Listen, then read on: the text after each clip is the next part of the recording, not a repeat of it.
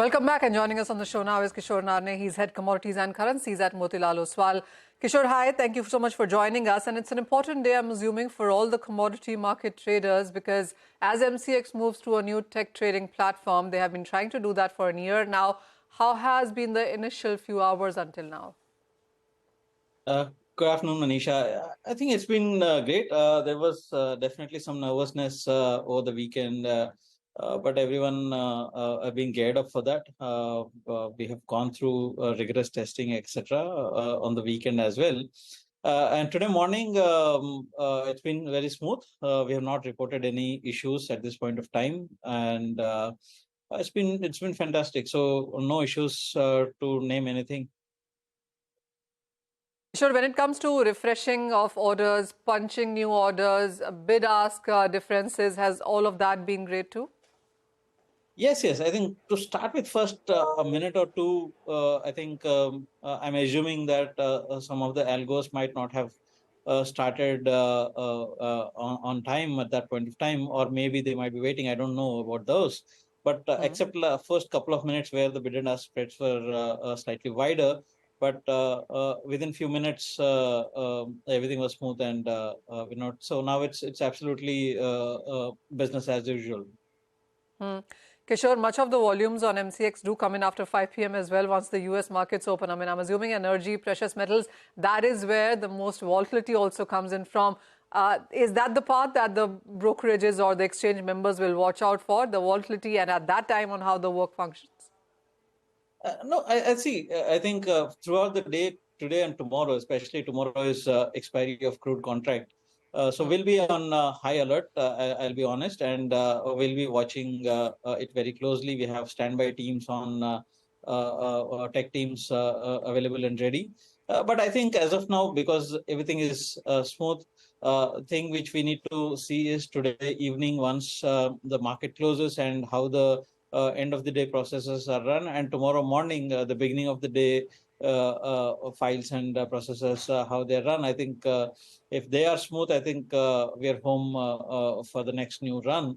So this today evening and tomorrow morning are going to be a little more. We are all going to be a little more extra cautious, and will be Yes. ready and to cope up with any of the issues. The other thing also is, Kishore, that as of now, there are two platforms running. Does the transition to TCS mean that you're leaving 63 Moons tech platform behind? Yes, no, right now there are two platforms are not running. I think it's been closure and moved on. I think so that transition has happened over the weekend. So and right now only the TCS platform is active and running. All right. We will, of course, keep an eye on this, Kishore, on how the day today and tomorrow pans out. But because you are with us, it's important to understand on what really seems to be happening with the crude oil prices, because we have seen the prices quite volatile. In the last 10 days, we've seen crude prices gain from 85 to 91. The gold prices have gained from 1820 to 1920. That has been $100 of a jump up there as well. Would you call it all short covering, safe haven buying? How are you looking at those trades coming in? Yes, certainly safe haven has influenced gold prices, and we've seen a sharp rally in that, especially on Friday as well, because today markets are trying to understand whether this Hamas and Israel war will escalate, whether they might open another front, because when Iran is moving its forces to Syrian borders, I think that's actually giving a bit of nervousness to most of the traders. So safe haven demand is going to be supporting gold. On the crude front, actually, I don't think there is any major demand-led scenario. So I don't think the prices might be really sustaining above that $87, $88 mark. So I'm thinking if it goes to around close to that level, let's say 7,300, 7,320, that should be a selling level rather than buying. So on the downside, probably you'll be looking at 7,100, 7,120 kind of thing. So crude sell-on rallies, gold, I think, continue to be buy side on both gold and silver as well. So, Kishore, for gold, would you say that a support level has been created now and we perhaps could be looking at higher highs by the time it's Diwali or for 2024? Any targets that you're putting out now?